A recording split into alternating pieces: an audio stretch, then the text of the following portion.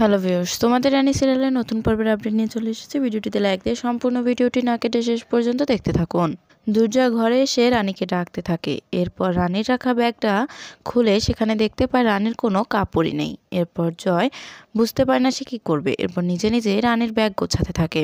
এরপর সেখানে দেবযানী রানী রিতম ঘরে আসে। পর দেবযানী পাহাড়ে ঘুরতে যাওয়ার আবদার করলে তখন রানী দেবযানীকে বোঝায় পুচকুকে নিয়ে সে ওই রকম জায়গায় কিভাবে যাবে। এরপর দেবযানী বোঝে। এরপর সবাই মিলে যাওয়ার প্ল্যান করে। একটু পর অনিক কাউকে একটা ফোন করে বলে, তোমাদের ঋণ আমি খুব শীঘ্রই শোধ করব, আর টাকাগুলো মুখের উপরে জাস্ট ছিটাই দেবো। এরপর অনিক শীষ বাজাতে বাজাতে পেছন ফিরে দেখে সেখানে রানী দাঁড়িয়ে। এরপর রানীকে দেখে অনেক ঘাবড়ে যায় আর বলে, তুমি এখানে? তখন রানী বলে, তোমার পেট ব্যথা এখন কমেছে অনিকদা? তখন অনিক বলে, হ্যাঁ, ঔষধ খাওয়ার পর অনেকটাই কমেছে। এমন রোগ হয়েছে না, এই আছে এই নেই। এরপর সেখানে পামেলা এলে রানী পামেলাকে বলে, অনেকদায় যত্ন নেওয়ার সময় নিজেরও যত্ন নিও। এই বলেই রানী সেখান থেকে চলে যায়। এরপর সবাই মিলে ঘুরতে যাওয়ার উদ্দেশ্যে রওনা দিলে মাঝ রাস্তায় এসে চা খেতে সবাই নামে। এরপর রানী বায়না করলে জয় বলে ঔষধ খাওয়ার পর নামতে। এরপর রানী ঔষধ খেয়ে নামলে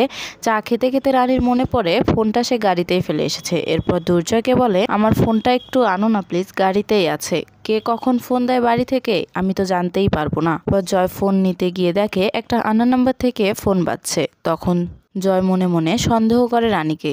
এরপর রানী সেখানে গেলে জয় রানীকে বলে, কিছুদিন আগেও একটা আননোন নাম্বার থেকে কল আসছিল, তুমি কি কোনো কিছুর সাথে জড়িত নাকি? এখন রানী বলে, আমি আগে একটা ইয়োগা সেন্টারে যেতাম আর সেখান থেকেই কল আসছে। জয় সেখান থেকে চলে যায়। তো বন্ধুরা, কেমন লাগলো কমেন্টে জানিয়ে দাও এবং পরবর্তী আপডেট সবার আগে পেতে আমাদের চ্যানেলটি সাবস্ক্রাইব করে পাশেই থাকো। ধন্যবাদ সবাইকে।